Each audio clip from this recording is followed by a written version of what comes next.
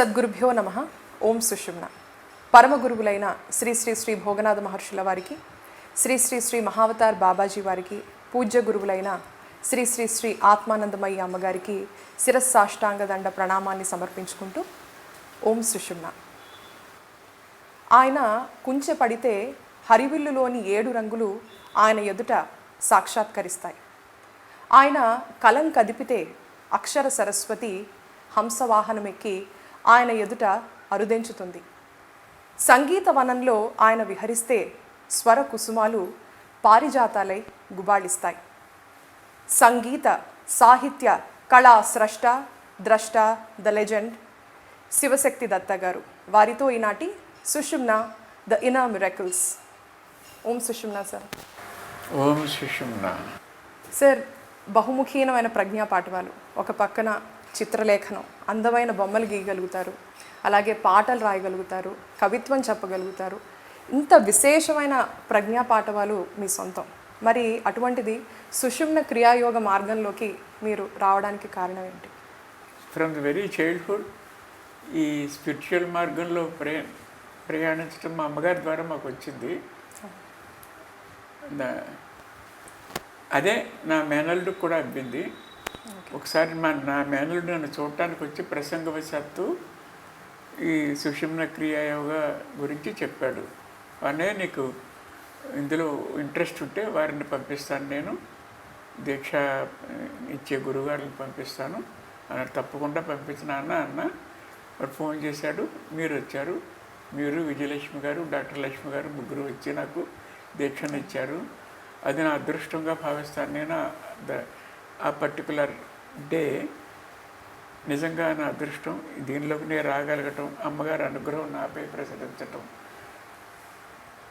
సహజంగా నాకున్న కవితని అమ్మగారి పాటల రూపంలో నేను రాసి ధన్యుణ్ణయ్యాను అనుకుంటాను నేను. ముఖ్యంగా అంటే మీలో ఒక విధమైనటువంటి ఒక ఎస్థెటిక్ అవుట్లుక్ ఉంటుంది, అలాగే ఫిలసాఫికల్ అవుట్లుక్ కూడా ఉంటుంది. అది స్వభావరీత్యా చిన్నతనం నుంచి మీరు అలా ఉండేవారా? అంటే ఎలా ఉండేది మీ బాల్యంలో? మీకు అంటే మీ స్మృతుల ప్రకారం ఎలా ఉండేది మీ బాల్యం? అంటే ఎలా అట్రాక్ట్ అయ్యారు సాహిత్యం పట్ల కానీ కళ పట్ల కానీ? అక్షరాభ్యాసం కంటే ముందే చిన్న చిన్న బొమ్మలు, కాకి, పిచ్చుక, కోడి, బాతు, ఇటువంటి బొమ్మలు వేసేవాడిని నేను. ఆ తర్వాతే వాళ్ళు నేర్చుకున్నాను. అది నా పూర్వజన్మ పుణ్యం వల్ల వెలంకని నారాయణమూర్తి గారు అనే ఒక బ్రాహ్మణ గురువు గారు నాకు లభ్యం కావటం నా అదృష్టం. ఓకే. వారి సాహచర్యంలో వారి శిష్యరికంలో నాకు అనేక సంస్కారాలు అబ్బాయి. వారి ఇల్లే స్కూలు, ఆ పక్కనే శివాలయం ఉండేది. మార్నింగ్ సెషన్స్ అంతా వారి ఇంటి ముందు అరుగు మీద, సాయంత్రం శివాలయంలోను, ఇంటి పక్కనే శివాలయం. ఆ శివాలయంలోనే నా ప్రాథమిక విద్య అంతా జరిగింది. దీనికి సాయంగా ఆంధ్రనామ సంగ్రహం అని ఒకటి, సుమతి శతకం, వేమన శతకం, ఇవి కూడా నేర్పించేశారు. ఇవే కాకుండా సంస్కృత శబ్దాలు చాలా వరకు నేర్పారు నాకు. పెర్హాప్స్ అదే నాకు అన్ని కళలు ప్రసాదించింది. 6 భాషల్లో నేను మాట్లాడగలను, పాటలు రాయగలను. తెలుగు, తమిళ్, కన్నడ, హిందీ, ఇంగ్లీష్, సంస్కృతం, ఈ 6 భాషల్లో ప్రవేశం ఉంది, బాగా ఉంది. వాటిల్లోనే కవిత చెప్పగలను, రాయగలను. అదంతా కూడా మా గురువుగారు ఆశీర్వచనమే. అదే నాకు తెలిసిన ఆ విద్యనే నేను అమ్మగారి పరిచయం అయినప్పుడు ఈ సుషుమ్న క్రియాయోగ ఎంటర్ కాగానే నాకు తెలియకుండానే నాకు పాటలు రాయాలనిపించింది. నా భక్తిభావాన్ని పాటల రూపంలో వ్యక్తం చేద్దాం అనిపించింది. అలాగే చేశానమ్మా. అంటే ఆ సందర్భం చెప్పండి సార్. అంటే ఇంత విస్తృతమైన కళా జీవితం కదా, చిన్నతనం నుంచి కూడా ఒక పక్కన బొమ్మలు వేస్తారు అంటే తెలియని కళ మీకు లేదేమో అని అనిపిస్తుంది. అలాగే నాకు తెలిసినవి 4-5 కళలు: సంగీతము, సాహిత్యము, చిత్రలేఖనం. ఆ సంగీతంలో ఇన్స్ట్రుమెంట్స్ వాయించడం కూడా వచ్చు. అంటే ఒక జన్మ సరిపోదు అంటారు కదా సార్. అంటే ఒక కళలోనే నైపుణ్యం సాధించడానికి నన్ను చిన్నప్పటి నుంచే ప్రభావితం చేసింది సినిమా. ఓకే. ఆ సినిమాకే నా జీవితం అంకితం. అంటే సుషుమ్న క్రియాయోగానికి ఎలా ఆకర్షితులయ్యారు సార్? క్రియాయోగం గురించి విన్నాను, అది అందరికీ లభ్యం కాదు. గతంలో కొంతమందిని నాకు దీక్షమని అడిగితే no we are not authorise to do that sir అని అన్నారు. ఎవరో ఉన్నారు, ఎక్కడో ఉన్నారంటే ఓకే మనకి ఇంత ప్రాప్తం లేదు అనుకున్నా. మా మేనల్డ్ వచ్చి ఇలా చెప్పడం వల్ల I was very eager to grab it. ఆ యోగా నేర్చుకోవాలి అనిపించింది.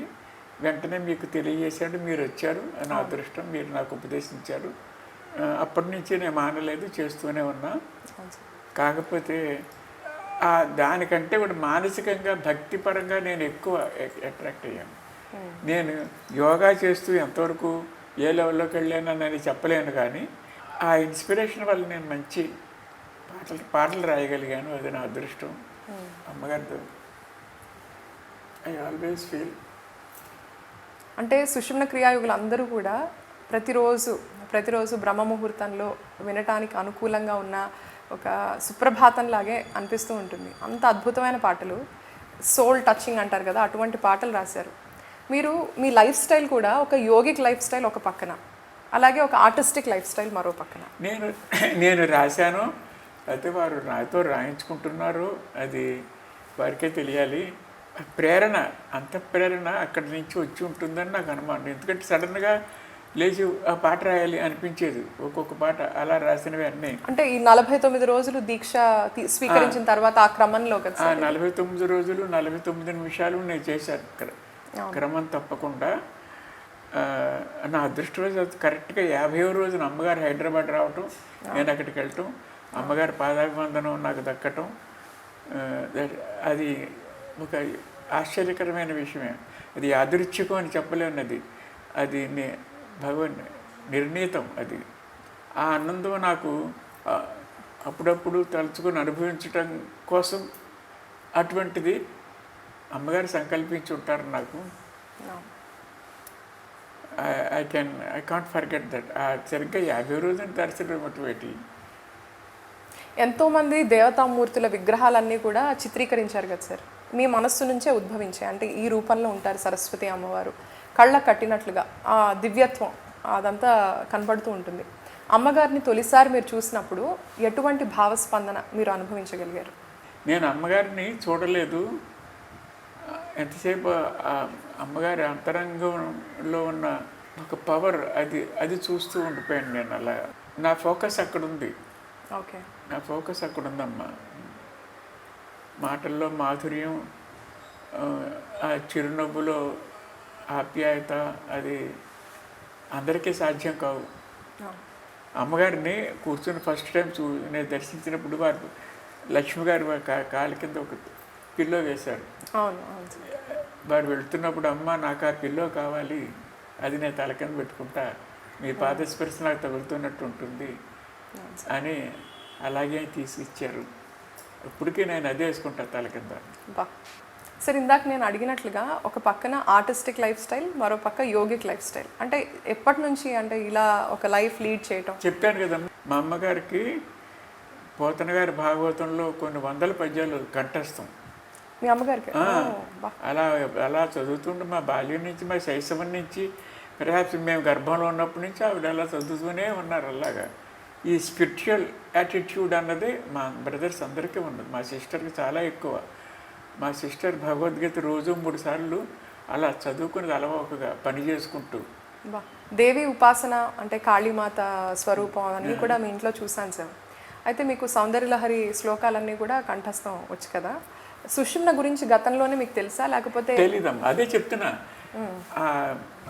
ఈ బాబా గారి ఆ సుషుమ్న కాదు, ఓన్లీ క్రియాయోగం అని ఉండేది. ఆ క్రియాయోగం నాకు లభ్యం కాలేదు. ఈ రూపంగా నాకు వచ్చింది. అది సరళీకృతం చేసి, అది చాలా కఠినమైన నియమాలు అవి ఉన్నాయి, అందరూ చేయలేరు, కాబట్టి అందరికీ ఉపదేశింపబడదు. అందుకే మహావతార్ బాబాజీ గారు అమ్మగారికి కనిపించి దీన్ని సరళీకృతం చేసి ఇది బహుళ ప్రాచుర్యం పొందాలని చేసిన ప్రయత్నం ఇప్పుడు మన సుషుమ్న క్రియాయోగం. అవును సార్. మీ మొదటి పాట నీ కరుణారస దృష్టిని, అది మా ప్రేక్షకుల కోసం ఒకసారి పాడి వినిపిస్తారా? నీ కరుణారస దృష్టిని నాపై ప్రసరించగదే దయామయి, నీ చరణములే మాకు శరణములు మాతా మానందమయి, మాతా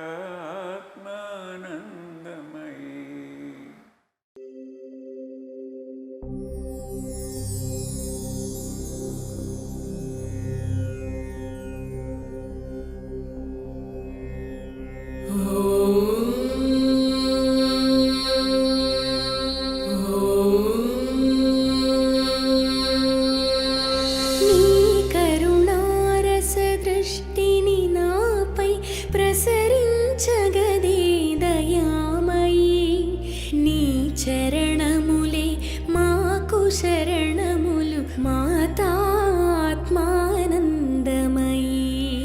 మాతాత్మానందమయీ.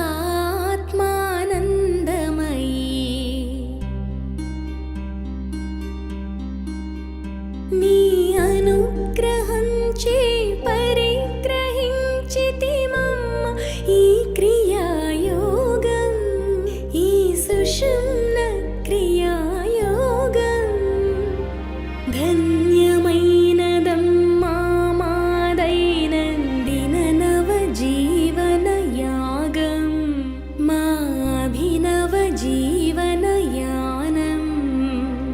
యోగముద్రలో ఇడా పింగళ సుషుమ్నలేకం కాని విశ్వ చైతన్య శక్తిధార మా నాడులలో ప్రవహించని. విశ్వ చైతన్య శక్తిధార మా నాడులలో ప్రవహించని.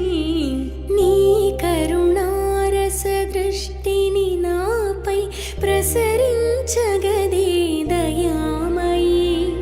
నీ చరణములే మాకు శరణములు మాతాత్మానందమయీ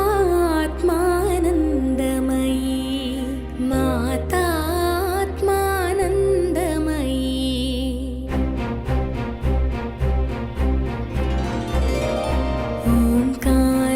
ఓంకారోచ్చరణంలో మా అహంకారం లయమవనీ. షట్పది ఝంకారంలో హృదయ వీణలో క్లీంకారధ్వని రాణి.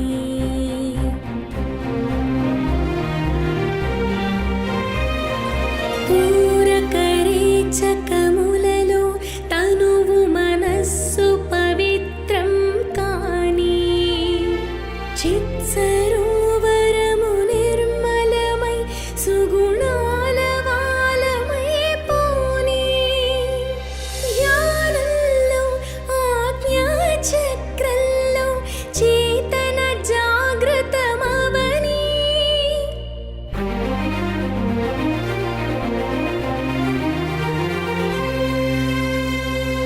ధ్యానంలో ఆజ్ఞాచక్రంలో చేతన జాగృతమవని. సప్త సప్త దిన సాధనలో ప్రారబ్ధం దగ్ధం కాని.